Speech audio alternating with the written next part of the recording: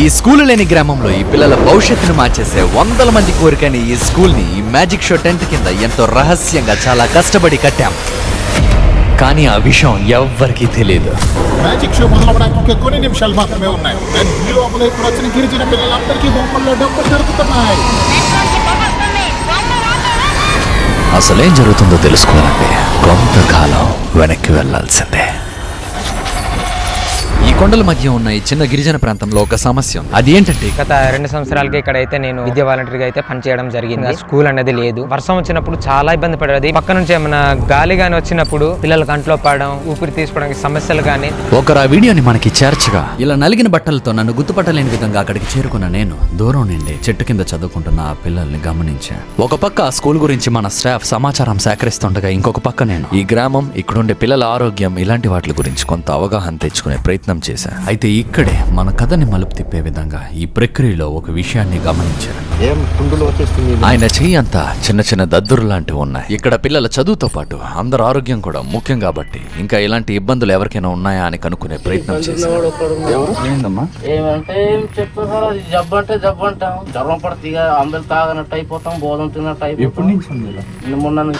అయితే ఇది ఎవరో దిష్టి పెట్టడం వల్ల వచ్చిన సాధారణమైన జ్వరం, విరోచనాలే త్వరలోనే తగ్గిపోతుంది అని చెప్పారు.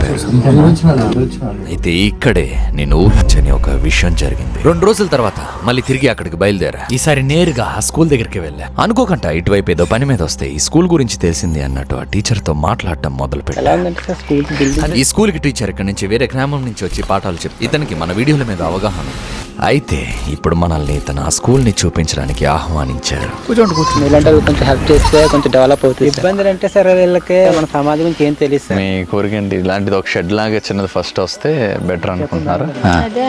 షెడ్ లాగా అంటే సిమెంట్ కంటే వేయలేం కదా సార్. క్లాస్ చెప్పడానికి కూడా సార్ ఇబ్బంది ఉందండి. ఇప్పుడు మనకి బ్లాక్ బోర్డ్ లేకపోతే వీళ్ళకి ఏం చెప్పగలం సార్ మనం. వీళ్ళు కూడా డెవలప్ అవుతారు. కొన్ని సంవత్సరాల క్రితమే గవర్నమెంట్ శాంక్షన్ చేసిన ఈ సగంలో ఆగిపోయిన స్కూల్ బిల్డింగ్ కథ ఏంటో అని ముందు ముందు అర్థం చేసుకునే ప్రయత్నం చేద్దాం. అయితే ఇలా వింటుండగా సడన్ గా పక్క నుంచి ఒక వ్యక్తి వచ్చి మాట్లాడటం మొదలు. అయితే ఏమున్నాయి మన వాళ్ళకి సమస్యలు అంటే అలాగేనా? ఇలా కొంత మాట్లాడే ఒంట్లో బాగాలేని వాళ్ళు ఎవరైనా ఉన్నారా? మొన్న ఎవరో ఇక్కడ పడుకొని ఉన్నారట కదా. చనిపోయారండి. ఆయన చనిపోయాడా? చనిపోయాడా? మంగళవారం వస్తే చెప్పారండి. సండే చనిపోయాడు. ఈ విషయాన్ని నేను అస్సలు ఊహించలేదు. 2 రోజుల క్రితమే కేవలం జ్వరం, విరోచనాలు అనబడిన ఈ వ్యక్తి ఇప్పుడు మన మధ్య లేనే లేడు అంటున్నారు. మొన్నే కదా వచ్చా సార్. అంటే ఎవరో ఏదో చేస్తారని ఆ విధంగా చనిపోయారు అని చెప్తున్నారు. వాడికి చనిపోవాలనిపించలేదేమో, అందుకని గొయ్యి కూడా సరిగా లోతు అవ్వలేదు. అందుకని మళ్ళీ తవ్వుతున్నారు రెండోసారి.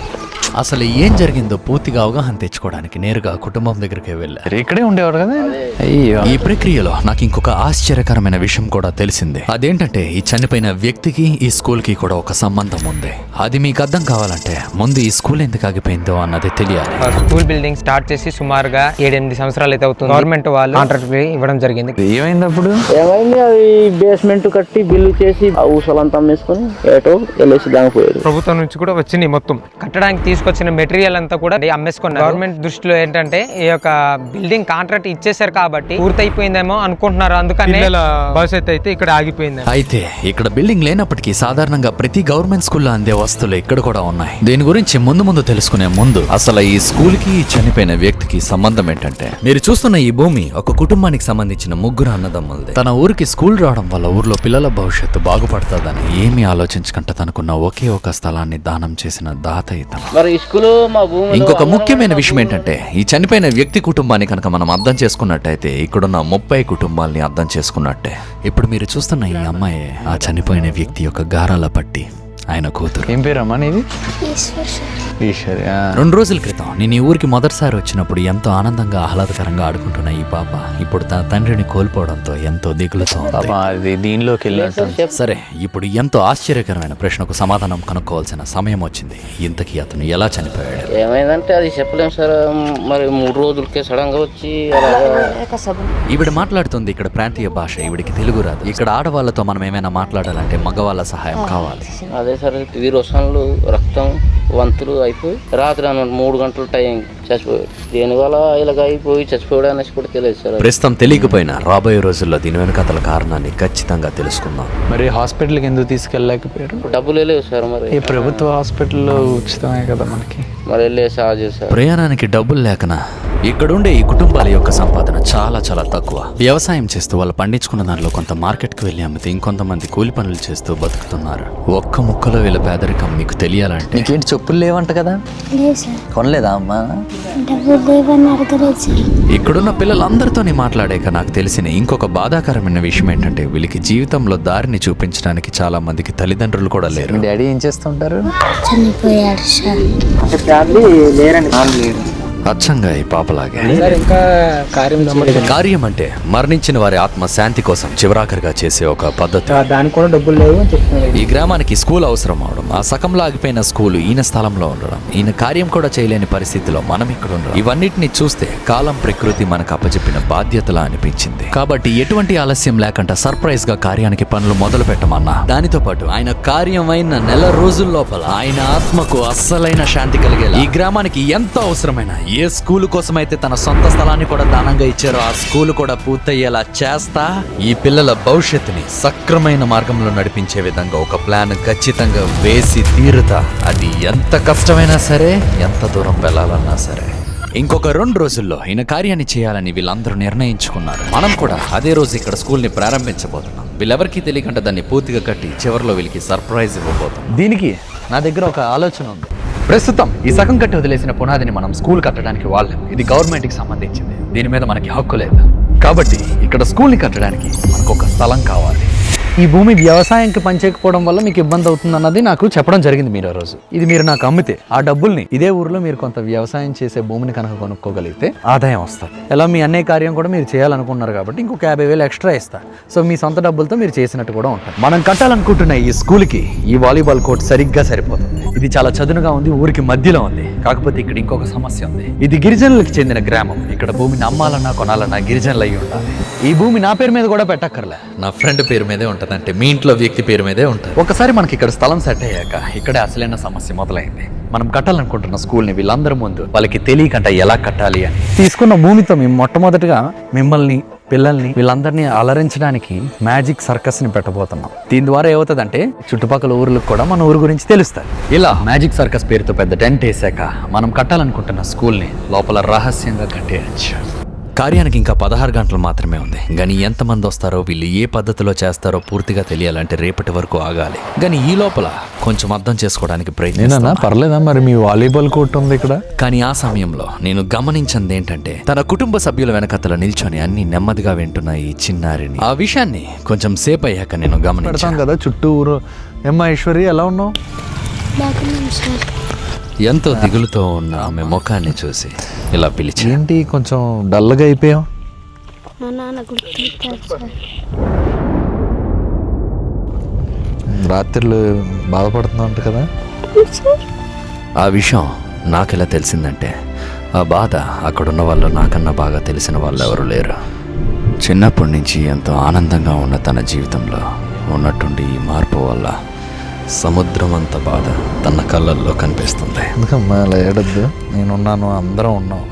హాస్పిటల్కి తీసుకెళ్లారంటే ఇది మామూలు జ్వరమే, తగ్గిపోయింది అన్నారు.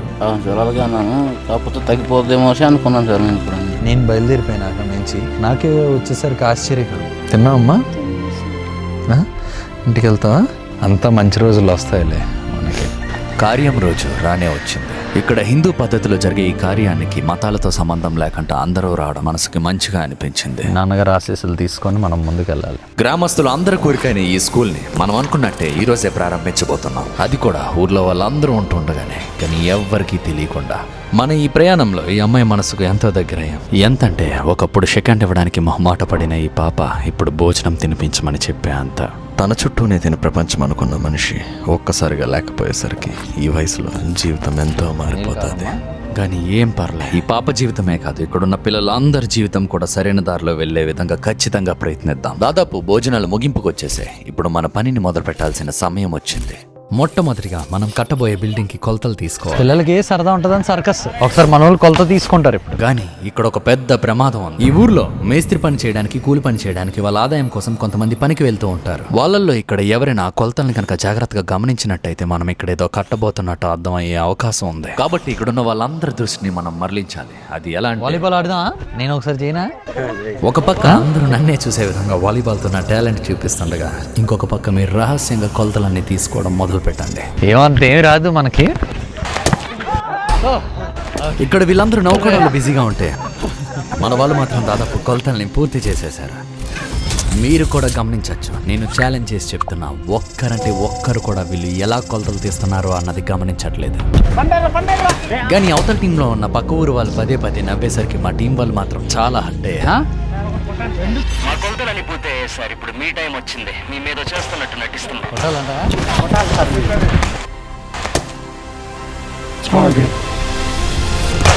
ఇప్పుడు అసలైన ఆటని మొదలు పెట్టాల్సిన సమయం వచ్చింది.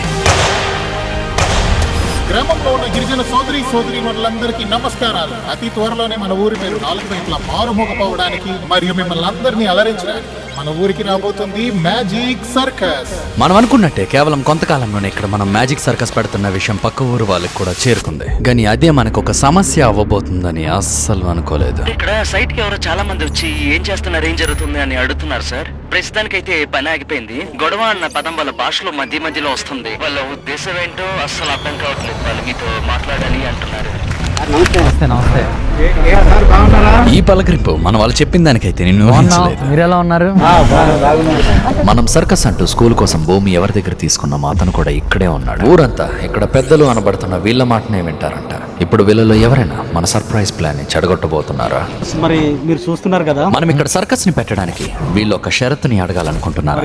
చేస్తారని మేము ఇదే స్థితిగతులు ఉంది సార్. వీళ్ళు ఈ ఊరు గురించి అన్ని చెప్పడం మొదలు పెట్టారు. కానీ ఆ షరతు ఎందుకు? మీలాంటి వారు కానీ అభివృద్ధి అయ్యేటట్లుగా చూసుకుంటే. ఓకే, గ్రామం నుంచి వీళ్ళందరూ కోరిక మరేదో కాదు. చాలా ఇబ్బంది ఉందండి ఇక్కడ. వాళ్ళు స్కూల్ కోసం అడుగుతారని నేను అస్సలు ఊహించలే. వీళ్ళలో కూడా గతంలో స్కూల్ కట్టడానికి కాంట్రాక్టర్ తో పాటు పనిచేసిన వాళ్ళు ఉండొచ్చు. సో ఇక్కడ మనం చాలా జాగ్రత్తగా వ్యవహరించాలి. రోడ్డు లేని తరుణంలో ఎవరు రాలేదు సార్ ఇక్కడ. ఒకప్పుడు అయితే వాళ్ళు చెప్తున్న స్కూల్ గురించి నాకు చాలా తక్కువ ఆసక్తి ఉన్నట్టు వింటూ ఇలా సరే. అన్నారు. అయితే మొట్టమొదటిగా ముందు మనం ఇక్కడ సర్కస్ ఏర్పాటు చేసి తర్వాత అదేంటి అన్నది డెవలప్ చేయడం. ఇక్కడ సర్కస్ మాత్రమే వస్తుందని గ్రామస్తులందరినీ బలంగా నమ్మించడానికి ఇది ఒక మంచి అవకాశం. మేము గౌరవంగా ఫీల్ అవుతున్నాం. వీళ్ళు మనల్ని ఇష్టపడే వాళ్ళైనప్పటికీ స్కూల్ కి భరోసా ఇవ్వనందుకు గ్రామస్తులతో పాటు వీళ్ళు కూడా నిరుత్సాహపడ్డారు. కానీ ఇదంతా ఎందుకంటే ఎవరు కూడా మనం కడుతున్న ఈ స్కూల్ ని మధ్యలో చెడగొట్టకూడదని, దాంతో పాటు మీలాంటి వాళ్ళని కూడా రోజు పిలుస్తాను. వీళ్ళ మొక్కల్లో కూడా చివర్లో నేను ఆశ్చర్యాన్ని చూడాలనుకుంటున్నాను. కాబట్టి కానీ ఆ రోజు నాకు తెలియదు కనబడే మంచితో పాటు కనిపించని చెడు కూడా ఉంటుందని. ఎందుకంటే ఒక పక్క మనం మ్యాజిక్ సర్కస్ కి వేగంగా పనులను మొదలు పెడుతుండగా ఇంకొక పక్క ఎవరు వస్తారు? ఫారెస్ట్ వాళ్ళే వచ్చారు.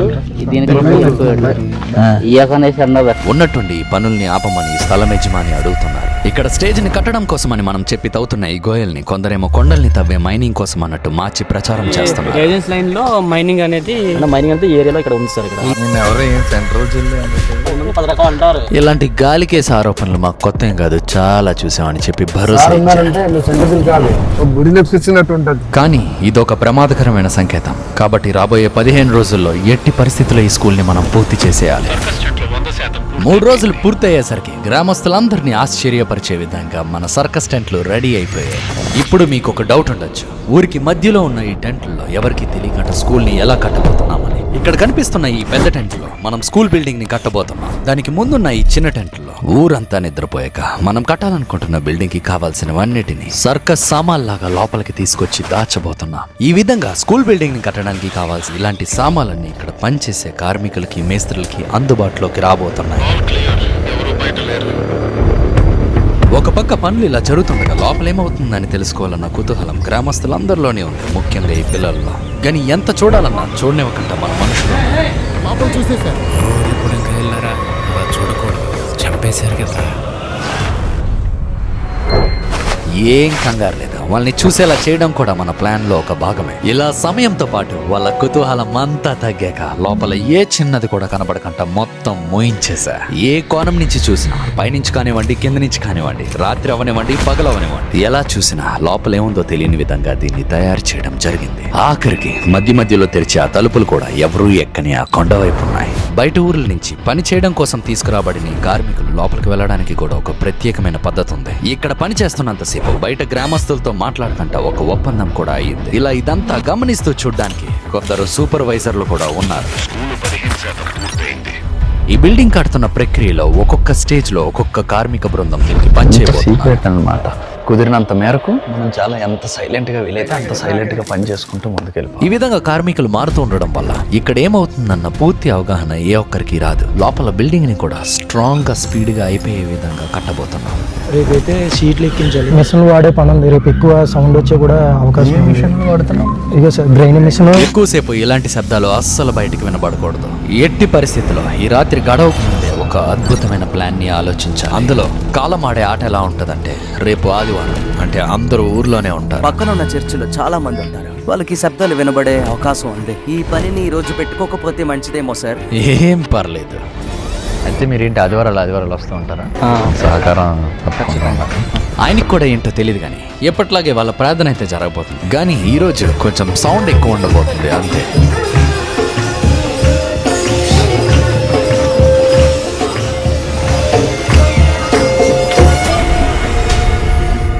ఈ ప్రక్రియలో కొంతమందికి వింతగా శబ్దాలు వచ్చినట్టు అనిపించి ఉండొచ్చు. కరెక్ట్గా 11 గంటలకు అటు ఇటుగా ఊరు బాగు కోసం వాళ్ళ మనసులో మౌనంగా ప్రార్థించడం మొదలు పెడతారు. ఆ మౌనంలో మనం కూడా మౌనంగా ఉన్నప్పుడు ఎవరికైనా అనుమానాలున్నా మాయమైపోతాయి. మళ్ళీ వాళ్ళు కొనసాగించాక మనం కూడా మొదలు పెట్టేయచ్చు. ఈ విధంగా 5 గంటలు కొనసాగిన ఈ ప్రార్థనలో కాలం మరియు ఆ దేవుడి సహకారంతో పని పూర్తయింది. ఇలా ఈ పని ఈ రోజే జరిగే విధంగా కావాలనే ప్లాన్ చేశారు. ఇంకొక 10 రోజుల్లో మొదలయ్యే ఈ సర్కస్ టెంట్ లో ఒక స్కూల్ ఉంటుందని ఎవరు కలలో కూడా ఊహించలేరు. ఇలా మన ప్లాన్ లో గెలవడానికి ఎలాంటి అడ్డంకులు వచ్చినా ఎలా కొట్టాలి? ఈ పదాలకి ఈ అబ్బాయి సరైన ఉదాహరణ. Handicap sir. పాపం తండ్రి కూడా లేరంట. ఎన్ని ఇబ్బందులున్నా ఎంతో ఆనందంగా ఉండొచ్చని ఈ అబ్బాయిని చూస్తే తెలుస్తుంది. వీళ్ళందరూ ఎంత మంచి మనసున్న పిల్లలంటే. నా కోసం తెచ్చావా? తొక్క తినకూడదా? బాగుంది. చిన్న గిఫ్ట్ కావాలంటే ఏంటాడు? బొమ్మలు కావాలా? ఇంట్లో ఫ్యాన్. 2 సెకండ్లో వీళ్ళు చెప్పింది ఏంటంటే, వీళ్ళకున్న 3 జతల్ని ఆనందంగా నెలంతా వేసుకుంటారు. ఇలా మొత్తానికి ఈ పిల్లలకి కావాల్సిన స్కూల్ ఇంకొక 10 రోజుల్లో పూర్తయిపోబోతుంది. వాళ్ళకి కావాల్సినవన్నీ ఇచ్చాక చివరిలో ఎలా స్పందిస్తారో అని ఎంతో ఎదురు చూస్తున్నాను. కానీ రానున్న 3 రోజుల్లో గాలులతో కూడుకున్న వర్షాలు రాబోతున్నాయి. ముఖ్యంగా 3వ రోజు బలమైన గాలి వీచే అవకాశం ఉందని వాతావరణ శాఖ తెలియజేసింది. ఇది చాలా ప్రమాదకరం. ఎందుకంటే ఈ కొండపైన గాలి వీచే వేగం 35 కిలోమీటర్ల కన్నా దాటినట్టయితే టెంట్లన్నీ ఎగిరిపోతాయి. గాని కాలం అప్పు చెప్పిన ఈ పనికి ఖచ్చితంగా ఆ ప్రకృతి అంటే ఆ దైవం మనకి తోడుంటుందన్న నమ్మకం నాలో ఉంది. కాకపోతే ఎవ్వరు ఊహించని విధంగా తర్వాత రోజు వాతావరణం మారింది. టెంట్ల దగ్గర సిగ్నల్ సరిగ్గా ఉండకపోవడం వల్ల అక్కడ ఎలా ఉందో అన్నది తెలియట్లేదు. పైన ఇదే వర్షం కనుక పడినట్టయితే మన పని అయిపోయినట్టే. పరిస్థితి చేదాటిపోయినట్టు అనిపిస్తుంది. కాకపోతే అక్కడ చేరుకునేసరికి ఆశ్చర్యంగా ఇంకా వర్షం ఏమీ పడలే. చుట్టుపక్కల ఊర్లన్నిటిలో బలమైన వర్షాలు పడ్డాయి. కానీ చాలా వింతగా మన టెంట్లున్న ఈ ఊరు మొదలైన దగ్గర నుంచి మొత్తం చాలా పొడిగా ఉంది. మనం చేస్తున్న ఈ పనికి కాలం సహకరిస్తుందన్న భరోసా ఇప్పుడు ఇంకొంచెం పెరిగింది. ఆయన తుఫాను కాదు కదా, ఓటమిని ఓడించే గెలుపు కోసం దేనికైనా ఎదురెళ్తా. అది ఏదైనా సరే ఆఖరికి ఆ కాలమైనా కూడా.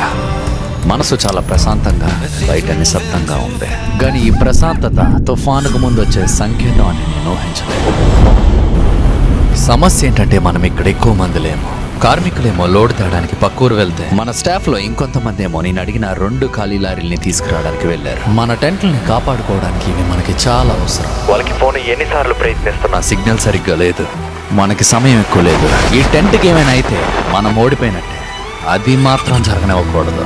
ఎలా అయినా పక్కూరులో ఉన్న మన కార్మికుల్ని సహాయానికి తీసుకురావాలి. కాకపోతే అప్పటికే ఆలస్యం అయిపోయింది.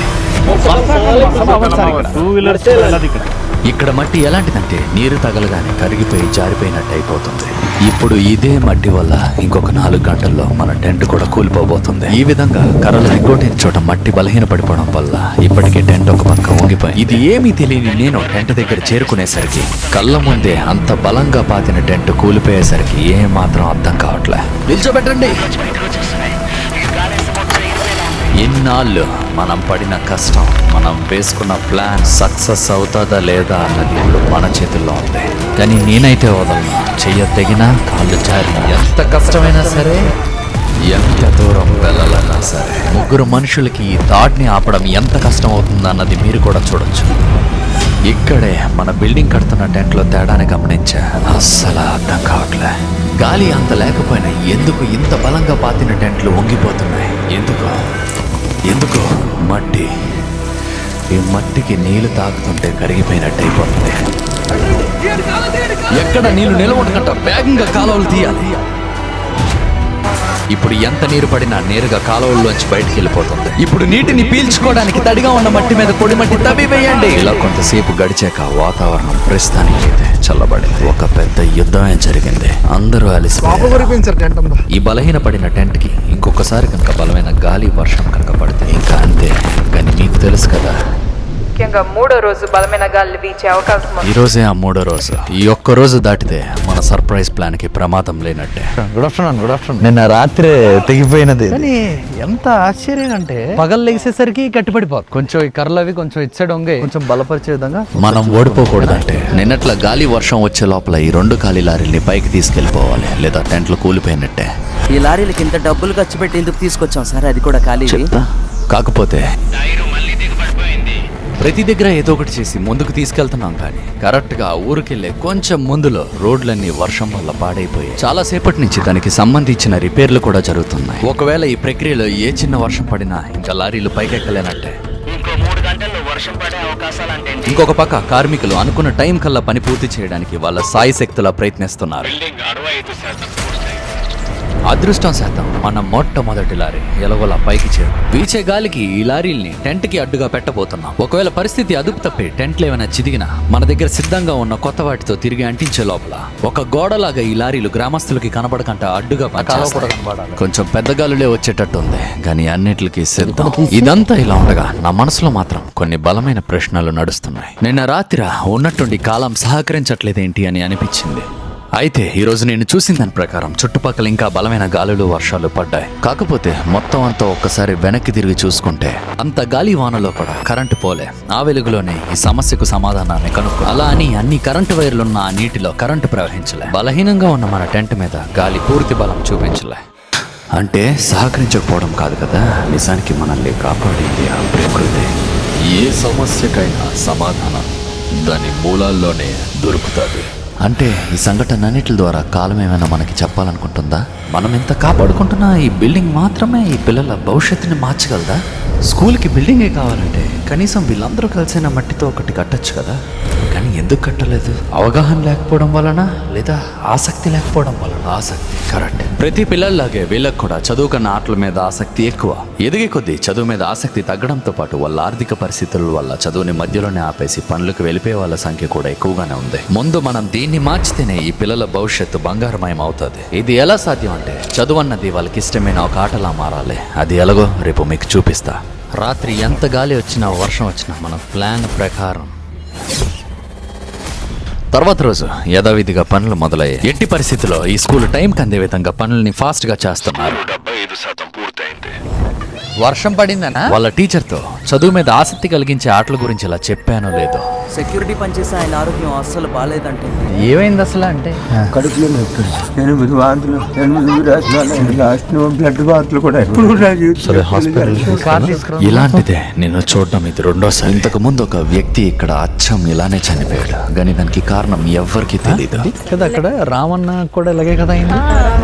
మళ్ళీ అలా జరగకూడదంటే దానికి సమాధానం హాస్పిటల్లోనే దొరుకుతుంది. ఇలా కుట్టు మిషన్లు కావాలి, అయితే ఊరికనే వద్దు, వాచ్మ్యాన్ గా పనిచేస్తా అంటే సరే. ఆ విధంగా కలిసిన ఇతనితో 45 నిమిషాల కఠినమైన ప్రయాణం తర్వాత రోడ్డు లేదు, డోల్ మోత తప్ప బండిలు లేవు. డాక్టర్లు పరీక్షించడం మొదలు పెట్టారు. ఈ అంతు చిక్కని సమస్య వల్ల చాలా మంది ఇబ్బంది పడ్డారు. అంటే ఇది ఇదే మొదటిసారి అయిందా? ఇంతకు ముందు అయితే కొన్ని ఇళ్ళకి జరిగేసారు. మా మిసెస్ కూడా అలాగే మొత్తంగా డాక్టర్లు పరీక్షించాక అర్థమైన విషయం ఏంటంటే ఇది ఫుడ్ పాయిజనింగ్ అయ్యి ఉండొచ్చు. అంటే పాడయ్యి విషంగా మారిన ఆహారం తినడం వల్ల కలిగిన అనారోగ్యం. అతను ఏ ఫుడ్ తీసుకున్నారో ఏంటో. ఇది ముదిరితే వామిటింగ్స్, విరోచనాల వల్ల శరీరంలో ద్రవాలు తగ్గిపోవడంతో గుండె ఆగిపోతుంది. కానీ చికిత్స అందడం వల్ల ఇంకొక 2 రోజుల్లో ఈయన మామూలుగా మారబోతున్నారు. ఇదే విధంగా రామన్న అన్న వ్యక్తికి కూడా జరుగుండొచ్చు. కానీ ఆయన చనిపోవడానికి అసలైన కారణం ఏంటంటే సరైన సమయంలో వైద్యం అందకపోవడం. కాబట్టి దీన్ని గమనించి గిరిజనులందరూ జాగ్రత్త తీసుకోవాలని కోరుకుంటున్నాను. ఇంకా కొంతకాలం మాత్రమే. సర్కస్ ప్రారంభం అంటూ అందరినీ ఒక దగ్గరికి చేర్చి ఈ పిల్లలకి స్కూల్ ని సర్ప్రైజ్ గా ఇవ్వబోతున్నాం. ఈ లోపల మీరు ఒక గిఫ్ట్ ని గెలవడానికి ఒక చిన్న ఆట ఆడదాం. దీన్ని నీటిలో వేస్తే దీని చర్మంలో ఉన్న గాలి వల్ల తేలుతుంది. అదే చర్మం తీసేస్తే కిందకి మునిగిపోతుంది. ఆట ఏంటంటే నీళ్లు ఒలక్కంట కిందనున్న నారింజను పైకి తీసుకురావాలి. ఒకవేళ ఇది ఎలాగో మీకు ముందే తెలిస్తే నిజాయితీగా కమెంట్ చేయండి. ఇద్దరిని సెలెక్ట్ చేసి ఒక సర్ప్రైజ్ ని పంపిస్తా. అందరూ ఎంతో ఆసక్తితో చూస్తున్నారు ఎలాగా అని. ఎలా అనుకున్నారు? కేవలం బొక్క వేణితో చుట్టూ గుండ్రంగా దాన్ని మధ్యలోని పెట్టి తిప్పగలిగితే అది పైకి తేలుతుంది. ఇది ఫిజిక్స్ యొక్క గొప్పతనం. ఇదే కదిలే నీటిలో ఉన్న శాస్త్రం. అందరి ముఖంలో ఆశ్చర్యాన్ని, ఉత్సాహాన్ని మీరు చూడొచ్చు. బాగా చేసావు కార్తీక్. ఈ పడవేస్తే నీటిలో తేలింది కదా. ఇప్పుడు రాయేస్తాను, ఏమైంది? మరి రాయి ఎందుకు కిందకి వెళ్ళింది? మరి సముద్రంలో చాలా బరువైన పడవలు ఉంటాయి కదా, మరి అవెందుకు తేలుతున్నాయి? నిజమైన జ్ఞానం, ఎదుగుదల కుతూహలంతో అడిగే ప్రశ్నలోనే ఉంది. ఈ నీటి యొక్క శాస్త్రాన్ని అర్థం చేసుకోవడం ద్వారానే మనుషులు సముద్రంలో పెద్ద పెద్ద పడవలు తేలేలా చేయగలుగుతున్నారు. ఇది కేవలం ఆరంభం మాత్రమే. ఇలాంటివి ఎన్నో వాళ్ళు రాబోయే రోజుల్లో చూడబోతున్నారు. ఇప్పుడు కార్మికుల్ని ఎక్కువ మందిని పెట్టగా ఎంత వేగంగా వీలైతే అంత వేగంగా ఈ స్కూల్ పనుల్ని పూర్తి చేయడానికి పనులు ముందుకు వెళ్తున్నాయి. ఇంకొక పక్క పగలు సాయంత్రాలు ఈ పిల్లలు ఎన్నో ఆశ్చర్యకరమైన విషయాలని తెలుసుకుంటున్నారు.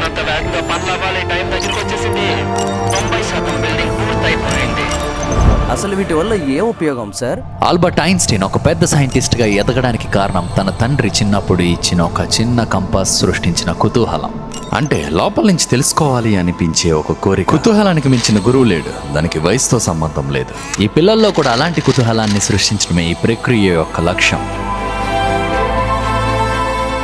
కంటికి కనబడని గాలి ఎంత శక్తివంతమైందంటే దేన్నైనా ఇట్టే ధ్వంసం చేసేయగలదు. దీన్ని తెలుగుగా మనుషులు కరెంటు సృష్టించడానికి వాడడం మొదలు పెట్టారు. బిల్డింగ్ 95% పూర్తయిపోయింది. ఇంకొక 3 రోజుల్లో పనంతా పూర్తయిపోబోతుంది. ఇంకోవైపు ఈ పిల్లలతో మరింత అనుబంధం ఏర్పడింది. భయపడకు, నేను వదిలేసి వెళ్ళిపోతున్నాను, చదువుకోమనేసి అన్నాడు అక్కడ. బాగా చదువుకొని అమ్మను చూసుకోవాలని తన తండ్రి చెప్పిన మాట ఈమె మనసులో బలంగా నాటుకుపోయింది. నీకు ఏమవ్వాలని ఉంది పెద్ద? అంటే టీచర్ అవుతావా? ఇక్కడే నేను ఊహించినది జరిగింది. ఇదే ప్రశ్న వీళ్ళందరినీ అడిగా. ఆశ్చర్యంగా అందరూ ఒకే ఒక విషయాన్ని చెప్పారు. ప్రతిరోజు కళ్ళెదురుగా టీచర్ని చూడడం వల్ల అనుకుంటా వీళ్ళలో 90% మంది ప్రస్తుతం టీచరే అవ్వాలని అనుకుంటున్నారు. మిగతా వాళ్ళకేమో కన్ఫ్యూషన్తో ఏమీ అర్థం కాదు. మాట్లాడరా?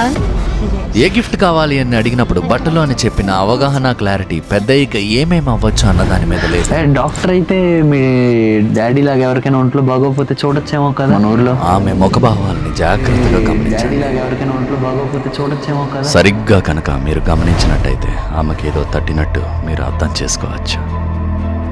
ఒక చిన్న విత్తనాన్ని ఆమె మదిలో నాటడానికి ప్రయత్నించా. ఆ విత్తనానికి బలం, పోషణ ఇచ్చేది తనకి తన తండ్రి మీద ఉన్న ప్రేమ మాత్రమే. అలా అనుకుంటున్నావా? ఎందుకు? కష్టం వస్తే చూసుకుంటాను సార్. మరి మన ఊర్లో వాళ్ళని కాపాడుకుంటాను సార్. ఏంటన్నా? కాపాడుకుంటాను సార్. Very good. జీవితంలో మన గమ్యం మనకి తెలియడం చాలా ముఖ్యం. ప్రాణాల్ని కాపాడే డాక్టర్, దేశాన్ని రక్షించే సోల్జర్, లేదా 10 మందికి భోజనం పెట్టే రైతు అవ్వచ్చు. దాని శాస్త్రం చదువుకునే అగ్రికల్చర్ సైంటిస్ట్ కూడా అవ్వచ్చు. అలా ఏవైనా అవ్వచ్చు. ముందు అవన్నీ ఏంటన్నా తెలుసుకుంటే ఆకాశమే మీ హద్దు. స్కూల్ దాదాపు మొత్తం పూర్తయిపోయినట్టే. మొత్తానికి రేపే ఇంకొక 24 గంటల్లో మ్యాజిక్ సర్కస్ ప్రారంభం అవబోతుంది. సర్కస్ ప్రారంభానికి స్టేజ్ సిద్ధం. వేళ విషయం ఏంటో కానీ ప్రభుత్వ అధికారులు రోడ్డు పనులను కూడా వేగవంతం చేశారు. పిల్లల కుతూహలంతో ఇంకా ఆటలు కావాలి అని అడుగుతున్నారు. కాబట్టి ఇలాంటి ఎన్నో ఆటలు నిండిన స్కూల్ ని ఇప్పుడు ఈ పిల్లలకి సర్ప్రైజ్ ఇవ్వాల్సిన టైం వచ్చింది. లోపల ఇటువంటి బిల్డింగ్ ఒకటి ఉందని మనకి తప్ప ఎవ్వరికీ తెలియదు. మొదలవడానికి ఇంకా కొన్ని నిమిషాలు మాత్రమే ఉన్నాయి.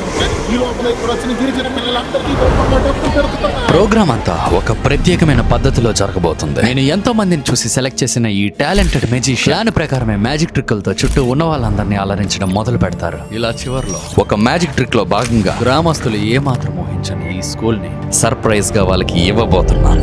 కానీ నేను ఊహించింది ఏంటంటే చిన్న చిన్న చినుకులు మొదలయ్యాయి సార్. వచ్చిన వాళ్ళందరూ కంగారు పడుతున్నారు. వర్షం వస్తే మళ్ళీ బల్లవి కథలో కిందకి వెళ్ళడం ఇబ్బంది అవుతాయి. మళ్ళీ వర్షం మొదలవబోతుంది. ఆయన కార్యం రోజు మాటిచ్చినట్టే అదే బట్టలతో స్కూల్ ని సర్ప్రైజ్ ఇవ్వడానికి స్టేజ్ వైపు బయలుదేరా. ఇంకా వేరే దారి లేక చివరిలో చేయాలనుకుంటున్న మ్యాజిక్ ట్రిక్ ని ఇప్పుడే చేయాలని నిర్ణయించుకున్నా. పనులు వేగంగా వెళ్ళాలి. కరెంట్ లేదు, లోపల జనరేటర్ కూడా పనిచేయట్లే. కత్తులతో నరకాలి. కొత్త సమయం కావాలి. ఇంకో పక్క మీకు గుర్తుంది కదా, అప్పుడు ఏ పెద్ద మనుషులను అయితే పిలుస్తానన్నాను వాళ్ళందరినీ కూడా పిలిచాను. చాలా మంది రాష్ట్రంలో కూడా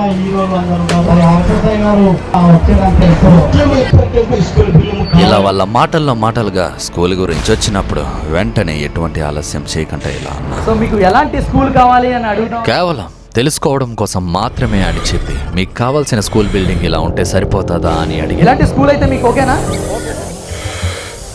జనాలందరూ ఎంతో ఆసక్తిగా చూస్తున్నారు. కానీ వర్షం మొదలైంది. ఇంకొంచెం పెరిగితే అందరూ చెల్లాచెదురైపోతాం. మనకి టైం ఎక్కువ లేదు. ఇప్పుడు ఇక్కడ ఉన్న గ్రామస్తులు ఏమడిగారంటే స్కూల్ ఇటువంటిది కావాలి. ఒకసారి ఇప్పుడు దీన్ని మాయించేద్దాం. మెజిషియన్ ఈ స్కూల్ మోడల్ మీద ఒక మ్యాజిక్ బాక్స్ ని పెట్టబోతున్నారు. కానీ ఎవరికి తెలియని విషయం ఏంటంటే దీన్ని స్పెషల్ గా చేయడం జరిగింది. ఇక్కడే ఈ మ్యాజిక్ లో రహస్యం దాగోను. ఇలా చూస్తే లోపల ఉన్నది మాయమైపోయినట్టు అనిపిస్తుంది. బాక్స్ లో ఉన్న స్కూల్ నా చేతుల్లోకి తీసుకోబోతున్నా. పైకెత్తి చూస్తే ఏముండదు. మరి ఎక్కడికి వెళ్ళిందంటే ఒక్క క్షణం ఎవరికి ఏమీ అర్థం కాలేదు.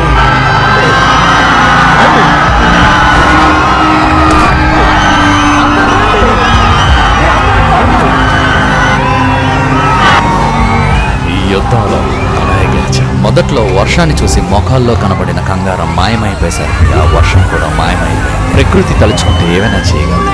కానీ ఇది వర్షం కాదు, ఆ దేవుడి ఆశీస్సులు. అవే ఆశీస్సుల్లో ఇక్కడున్న జనాలు, నేను, పిల్లలు చూస్తున్నాం. మీరు తడిచి ఆనందిస్తున్నాం.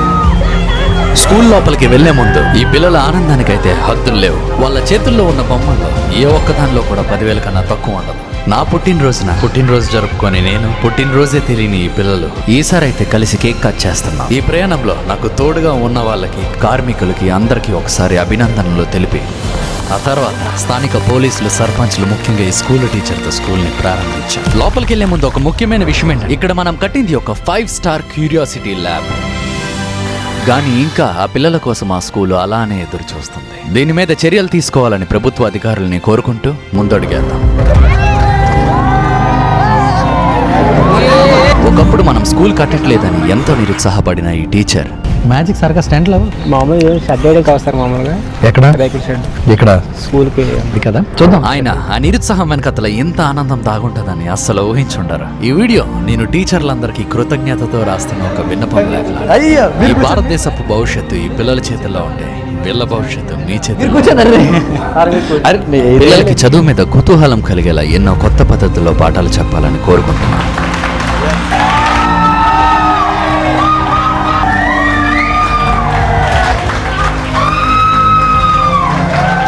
నేను మామూలు మనిషినే. మీరు దండం పెట్టుకోవాల్సింది వీళ్ళకి. దీంతో పాటు ఆ పిల్లలందరూ అడిగిన బట్టలు, చెప్పులు, స్కూల్ బ్యాగులు ఇలాంటివన్నీ ఇచ్చి ఇంకా బయలుదేరడానికి సిద్ధమవుతుండగా చాలా బాధ కూడా మొదలైంది. ఎన్నెన్నో జ్ఞాపకాలు, కనబడని కష్టాలు, కళ్ళెదురుగా ఉన్న అడ్డంకులు, వీటన్నిటి మధ్య ఏర్పడిన మా అందరి బంధం ఎంతో బలమైనదే. కాబట్టి నేను ఎక్కడికి వెళ్ళట్లే. రాబోయే రోజుల్లో కూడా ఈ పిల్లలు మంచి దారిలో వెళ్లే విధంగా దగ్గరుండి ప్రయత్నిస్తా. ఈ పిల్లల నవ్వులు మీకు ఆనందం కలిగించాయని ఆశిస్తున్నా. ఈ పిల్లలే రేపటి భారతదేశపు భవిష్యత్తు. మీరు కూడా మీ చుట్టుపక్కల ఆర్థికంగా ఇబ్బంది పడుతున్న పిల్లల్ని చదువు వైపు ప్రోత్సహించి మీ బాధ్యతను తెలుపుతారని ఆశిస్తూ ఇక సెలవు తీసుకుంటున్నా.